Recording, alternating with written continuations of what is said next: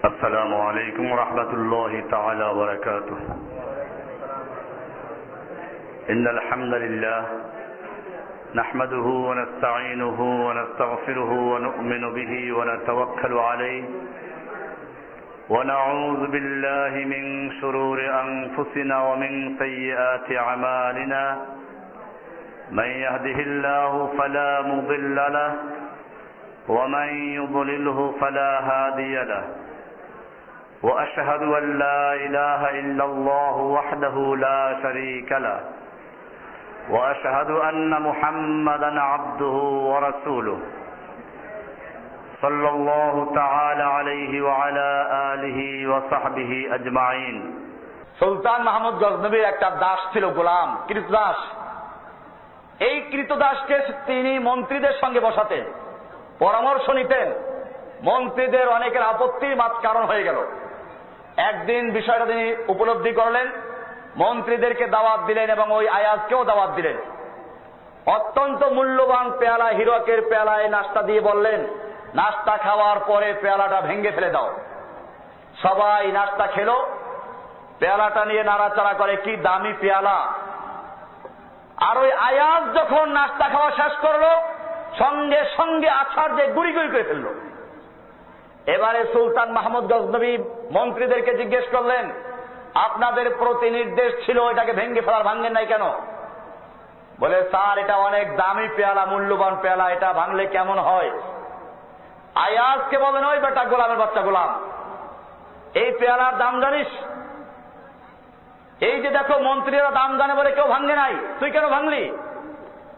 গোলাম বলল যে, আমি যদিও গোলাম কিন্তু রাজ পরিবারের গোলাম, এই পেয়ালার মূল্য আমারও জানা আছে, কিন্তু আমি চিন্তা করেছি বাদশার হুকুম হচ্ছে পেয়ালা ভেঙে ফেলা।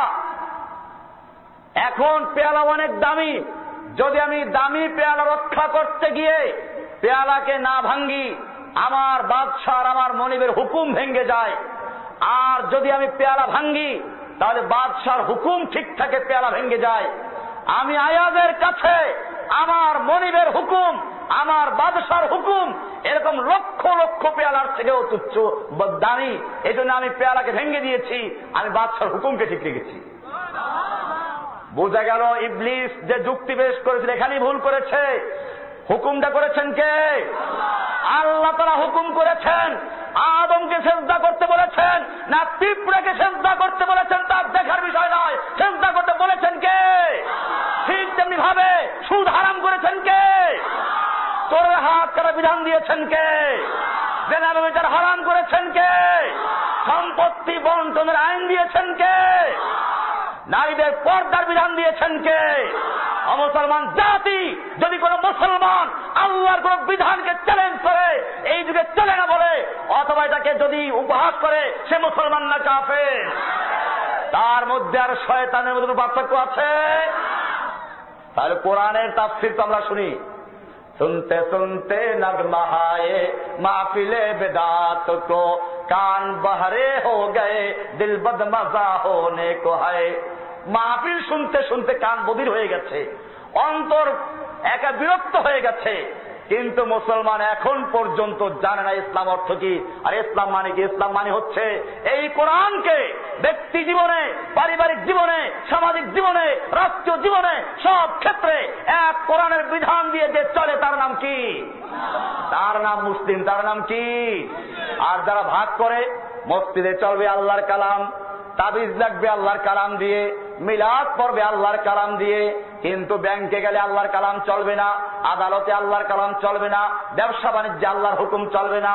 অমুসলমান জাতি, এরা কি মুসলমান? এরা কি মুসলিম? হাফ মুসলিম। এবার আপনি হাফ মুসলিম চলবে কিনা কোরআনকে জিজ্ঞেস। কোরআন বলছে, উদখুলু ফিস সিলমি কাফা, ইসলামে পরিপূর্ণভাবে প্রবেশ করো। তোমার বাড়িতে গিয়ে যদি একজন লোক দরজার মধ্যে অর্ধেক ঢুকলো, অর্ধেক বাইরে, তুমি কি বলবা? এই বেটা বহুদা, ঢুকলে পুরো ঢোক, নাহলে পুরো বাইরা। ঠিক তেমনি ভাবে আল্লাহ রাব্বুল আলামিন পরিষ্কার করে দিয়েছেন, উদখুলু ফিস সিলমি কাফাতান, ইসলামে পরিপূর্ণভাবে প্রবেশ করো। কে বলেছেন? পরিপূর্ণ প্রবেশ করতে হবে, আল্লাহর বিধানকে পুরা মানতে হবে। আল্লাহ সুবহানাহু ওয়া তাআলা আমাদের সকলকে সহিহ দ্বীন বুঝার তৌফিক দান করুন। সুবহানাল্লাহি বিহামদিহি সুবহানাকাল্লাহুম্মা বিহামদিকা আশহাদু আল্লা